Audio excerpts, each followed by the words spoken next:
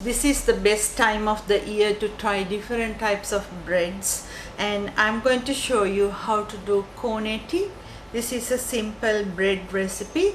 It's a sweet Italian bread, but I'm making it with less sugar. So if you like sweet bread, you can always add a bit extra sugar. I'm just adding enough sugar just to proof my dough. So let's start doing it. So if you don't make it sweeter, you can use it with any filling. If not, you have to use as a sweet bread. If you like it sweeter, you can always add a little bit of fruit filling into it, but this is going to be plain Cornetti. So let's start doing it. For this recipe, I'm using 450 grams bread flour or plain flour, and a teaspoon of sugar and a teaspoon of instant dry yeast, 1 egg, 6 grams or 1 teaspoon salt, and 30 grams butter, olive oil or any other oil as you wish. I'm using coconut oil. I like coconut oil in my baking. It gives nice aroma to the bread as it makes it more softer than normal butter. And 150 to 200 milliliters of water, warm, lukewarm, and the water level will vary depending on the size of the egg and the coarseness of the flour you are using. So let's start. Add the flour into a bowl, and into that break the egg and salt and a teaspoon of yeast. Then going to add a teaspoon of sugar. You can add up to 100 grams sugar into this recipe, and then mix.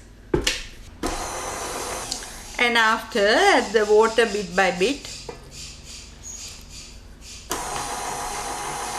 After, get the dough onto the bench top and press, and add the coconut oil or the butter into it. Now mix.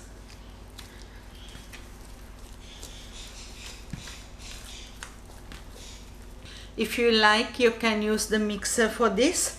I'm showing this because I get a lot of comments asking to hand knead it too. This way it becomes more elastic and easy to work.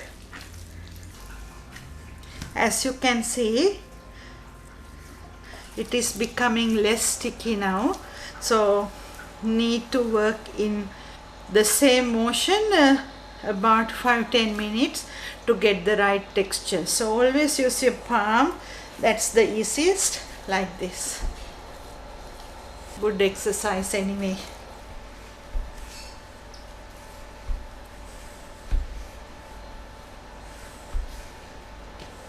After kneading the dough 5 to 10 minutes, it's ready, and it becomes very pliable, non-stick, and it will be like this. So I'm going to leave this in a bowl to double in size. Or the other way is, you can put a bit of flour onto the bench you worked and a bit more flour onto the top, and then cover. After leaving it about half an hour, the temperature is really warm here at this time, so it's risen almost double. So what I'm going to do is put a bit more flour, and then using a rolling pin, press it down like this and turn and roll it to a nice circle.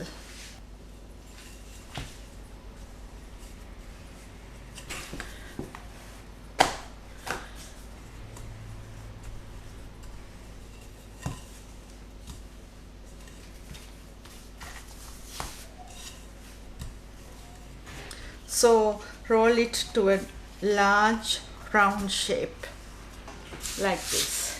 Now take a knife and cut it from the middle like this. Then again cut it from the middle like this into 4. Then cut it again and cut each piece into 3. Take one piece first and press, and from one corner to the other roll it like this. Let's do it here. Roll from one end to the other.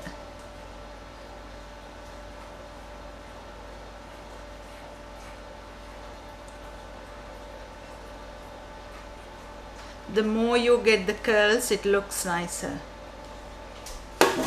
Now I have this baking tray, and I'm going to put the last end to the bottom side and put it on a tray like this. So it's going to be double in size again. These are mini cornets that you can use as finger food, or to use as a starter or to serve with some soup.